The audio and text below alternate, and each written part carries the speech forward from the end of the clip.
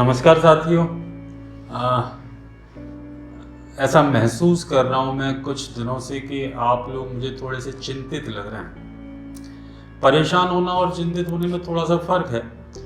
परेशान तो कोई होता है, कोई नहीं होता, कोई किसी कारण से परेशान हो जाता है, लेकिन चिंता अक्सर, इसको आप लोग टेंशन भी बोल सकते हैं, टेंशन अक्सर उन चीज़ों से आती है। टेंशन तब होती है जब हमारे साथ कुछ गलत हो रहा हो और दूसरे के साथ अच्छा हो रहा हो, तब हम उसका चिंतन करते हैं, उस पर टेंशन करते हैं और ये सोचते हैं कि हमने क्या गलत किया, सामने वाले ने क्या सही किया, हमारे दोस्त का सिलेक्शन हो गया, हमारा नहीं हुआ, वो क्लास में फर्स्ट आ गया, हम नहीं आ पाए। स्वाभाविक है, इसमें चिंता होती है और इसमें चिंता होनी भी चाहिए, चिंतन भी होना चाहिए। शांत स्वभाव से, शांत मन से उनके विषय के बारे में सोचना चाहिए कि क्या गलत हो रहा है, क्या सही हो रहा है। लेकिन मुझे नहीं लगता कि आज हमें कोई टेंशन करने की ज़रूरत है। गलत समय चल रहा है, ख़राब समय चल रहा है, सबको पता है, लेकिन ऐसा नहीं कि मेरा अकेले का चल रहा है या आपका चल रहा है, पूरे वर्ल्ड का चल रहा है। तो अभी चिंतन का समय नहीं है, और अगर चिंतन का समय है भी तो इस बात की चिंता करने का समय है कि जब ये समय थोड़ा सा सही होने लगेगा, जब चीज़ें सही होने लगेंगी, तो उस परिस्थिति के लिए जब मार्केट में, पूरे विश्व में, पूरे हमारे देश में एक नया तरीके से नया स्ट्रक्चर खड़ा होगा, नई नौकरियां आएंगी, नए बिजनेस आएंगे, तो क्या हम उसके लिए अपने आप को तैयार कर रहे हैं या केवल हम चिंता ही कर रहे हैं? क्योंकि चिंता चिता के समान है। चिंता मत करिए, उसके निदान के बारे में सोचिए कि क्या हो सकता है, हम कैसे इससे छुटकारा पा सकते हैं और इसके लिए हम क्या तैयारी कर सकते हैं। जैसे कि हमारे प्राचीन काल से हमारे घरों में तैयारी होती है। हम ये जो गर्मी का अभी का जो हमारा मौसम चल रहा है, इसमें हमारे घरों में पापड़ बनते थे, अचार बनता था, चिप्स बनते थे आलू के। तो ये हम क्या करते थे, हम वो बारिश के मौसम में जब बहुत सबसे खराब ग्रामीण अर्थव्यवस्था में या ग्रामीण व्यवस्था में विशेष रूप से सबसे खराब मौसम बारिश का माना जाता था, तो उसकी हम तैयारी करते थे कि बारिश के मौसम में सारे रास्ते बंद हो जाएंगे, सब कुछ बंद हो जाएगा, तो उसकी प्रिपरेशन करते थे। एक चींटी से भी आप सीख सकते हो। आप अपने आसपास इस टाइम में सबसे ज़्यादा चींटियाँ पाएंगे, क्योंकि वो तैयारी कर रही है कि जब बारिश होगा तो उसको भोजन की क्या व्यवस्था होगी। ऐसे ही आप सभी स्टूडेंट को भी उस कॉम्पिटिटिव एग्ज़ाम के लिए आपको प्रिपरेशन करनी चाहिए और डीपली पढ़ना चाहिए। जैसा कि मैं आपको पढ़ाने की कोशिश भी कर रहा हूँ, अभी मैंने 2 ही चैप्टर पढ़ाए, लेकिन बहुत डीपली पढ़ाने की कोशिश कर रहा हूँ कि कहीं से भी कैसे भी क्वेश्चन आए, तो एक चीज़ तरीका होता है। तो मुझे ऐसा लग रहा है कि कहीं ना कहीं आप लोग धैर्य खो रहे हैं। तो उस धैर्य पर मुझे एक स्टोरी याद आ गई आपसे बात करते करते, तो मैं एक स्टोरी सुनाता हूँ, हो सकता है कि उससे आपको कुछ मोटिवेशन मिले। एक बार की बात है, एक बहुत पुरानी कहानी है, और आज के आपके लिए विशेष रूप से इसीलिए मैं आज आपको सुनाने जा रहा हूँ कि आप पर बिल्कुल फिट बैठती है। उसको कई जगह फिट कर सकते हैं, लेकिन मैं आपके ऊपर फिट करके उसको सुनाता हूँ। एक बहुत पुराने समय की बात है, एक राजा था, और राजा बहुत बरसों से राजा था, बुजुर्ग हो गया था, बाल सफ़ेद हो गए थे। एक दिन उसके मन में आया कि चलो एक उत्सव रखते हैं, बहुत दिन हो गए कुछ हुआ नहीं। तो उसने अपने दरबार में एक उत्सव रखा और अपने गुरुदेव को उन्होंने बुलाया कि गुरुदेव आप आइए। एक होता भी है, अपन जब कोई अच्छा काम करते हैं तो हमेशा अपने पूज्य जनों को, अपने परिजनों को बुलाते हैं। उसने आसपास के राजकुमारों को, राजाओं को, सबको आमंत्रित किया, और एज़ यूजुअल एक फंक्शन की तरह उसने पूरा उसको प्रोग्राम बनाया, और उसमें एक नर्तकी को भी, सुप्रसिद्ध नर्तकी, एक बड़ी प्रसिद्ध नर्तकी हुआ करती थी उस टाइम पर, उसको राजा ने बुलाया और समारोह चालू हो गया।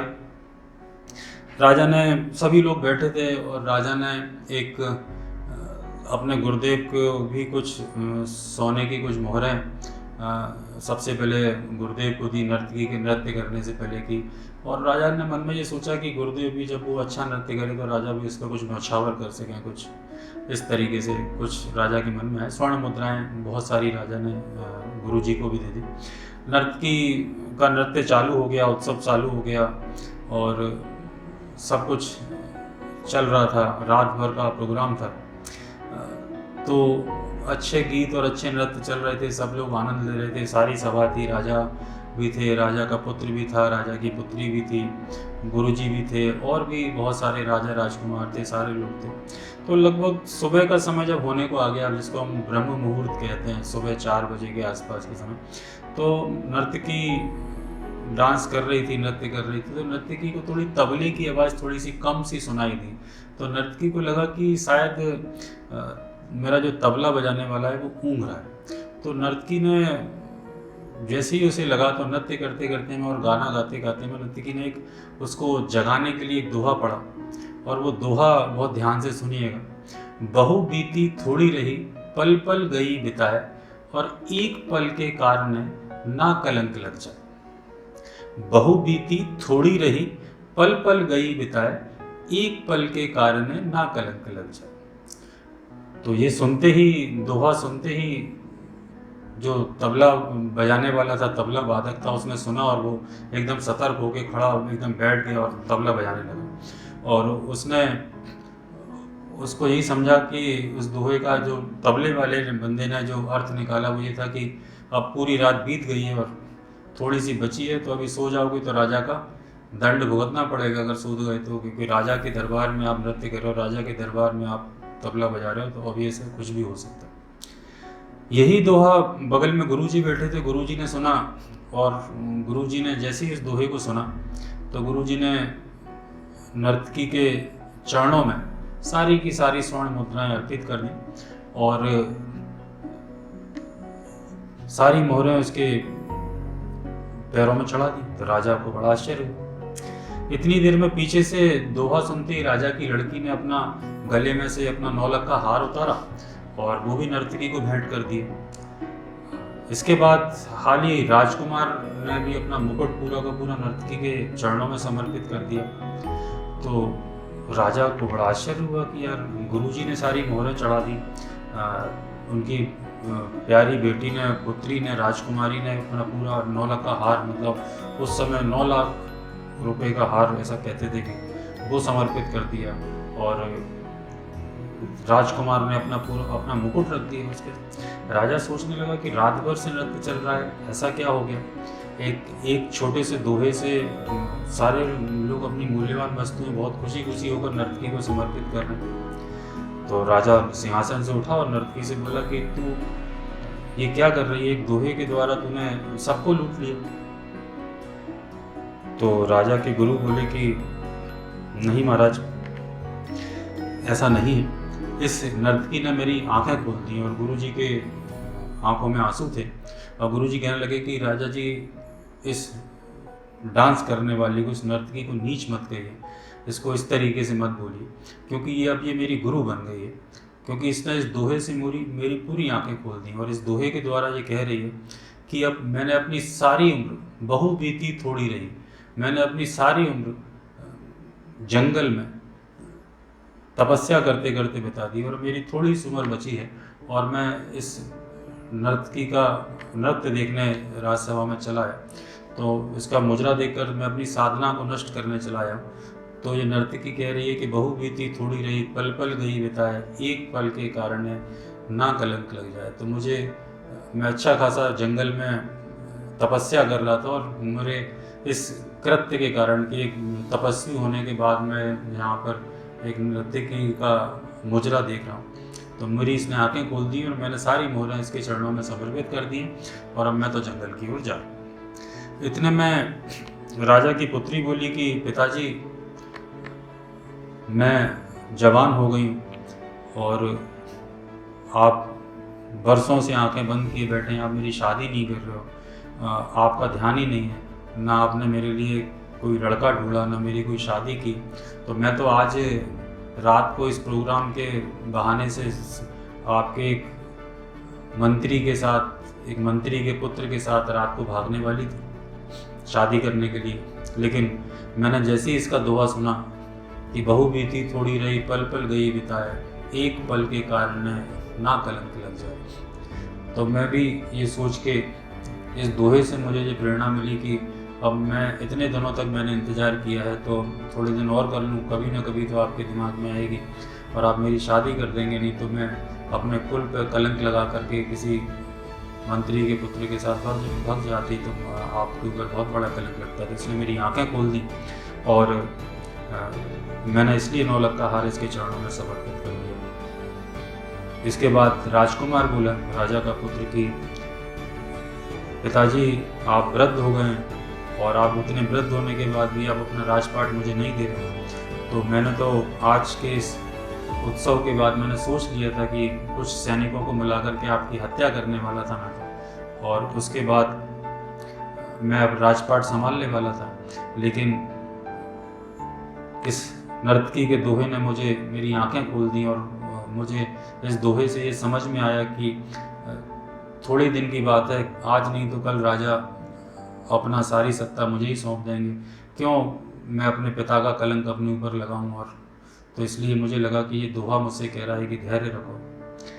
ये सारी बातें राजा ने भी सुनी। इस दोहे को फिर से राजा ने एक बार दोहराया तो राजा को भी समझ में आया। तो राजा को आत्मज्ञान हो गया, राजा के मन में वैराग्य आ गया। तो उन्होंने अगले दिन बुला करके जितने भी राजकुमार उस उत्सव में आए थे उसमें से अपनी बेटी से कहा कि बेटी, तुम जो भी राजकुमार के गले में वरमाला डाल दोगी तो आज ही मैं तुम्हारी शादी कर दूंगा।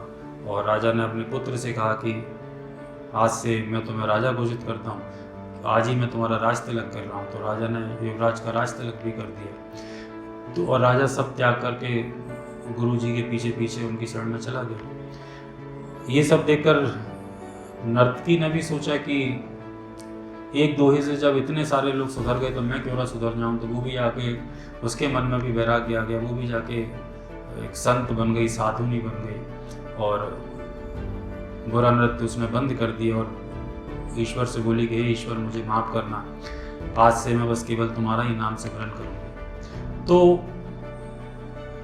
बहु बीती थोड़ी रही, पल पल गई बिताए, एक पल के कारण ना कलंक लग जाए। तो इस दोहे से, ये दोहा हमारे लिए भी है, आज भी शाश्वत है। आज इतने पुराना दोहा है लेकिन आज भी हमारे ऊपर फिट बैठता है। हम इतने वर्षों से, इतने महीनों से इतनी मेहनत कर रहे हैं, हम बहुत वर्षों से पढ़ रहे हैं, केवल इसलिए पढ़ रहे हैं कि हम कहीं ना कहीं पर हमारी जॉब लग जाएगी।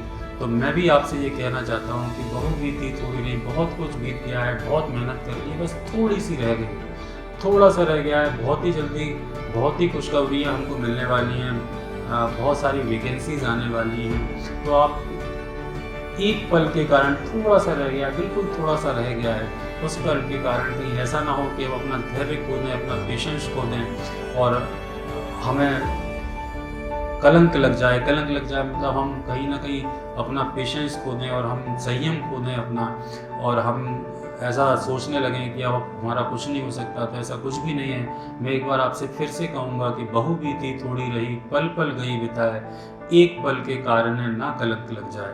तो बहुत कुछ बीत गया है, हम बिल्कुल छोर पर हैं, बिल्कुल अपने अचीवमेंट्स की तरफ हैं, हम बिल्कुल मंजिल पे पहुंचने वाले हैं, सफ़र के अंतिम पड़ाव पर हैं। आप बिल्कुल अपने मन में ये मत लाइए कि अब वैकेंसी आएगी कि नहीं आएगी, अब हमारी नौकरी लगेगी कि नहीं लगेगी। धैर्य रखने वालों की हमेशा भलाई होती है, हमेशा अच्छा होता है। आप धैर्य रखिए और जो लोग धैर्य खो देंगे तो वो लोग वैसे ही कंपटीशन से हट जाएंगे। आप अपनी पढ़ाई जारी रखिए, आपके पास पढ़ने का बहुत ही अच्छा मौका है। 24 में से 24 आवर्स आप फ्री हैं, आप पढ़ सकते हैं। ना आपको कॉलेज जाना है, ना आपको कोचिंग जाना है। स्व अध्ययन करिए, सेल्फ स्टडी करिए, जितना हो सके उतना और डीपली पढ़िए, बुक्स को पढ़िए, अपने सब्जेक्ट की बुक्स को पढ़िए, स्कूल की बुक्स को उनको दोबारा से पढ़िए जो आपके कॉम्पिटिटिव एग्ज़ाम में आपको सहायता देंगी। तो मैं आपसे एक बार फिर से कहूँगा कि ये सारी चीज़ें हमारे ऊपर भी लागू हो रही हैं। ये दोहा हमारे लिए ही बना था, हमारे ऊपर ही लागू है और हमें इसका पालन करना है। और एक बार मैं फिर से आपसे कहूँगा कि बहु बीती थोड़ी रही, पल पल गई बिताए, एक पल के कारण ना कलंक लग जाए। तो आप धैर्य रखिए, संयम रखिए, बहुत ही जल्दी अच्छा समय आने वाला है। विश्वास रखिए, हम जरूर सफल होंगे। धन्यवाद।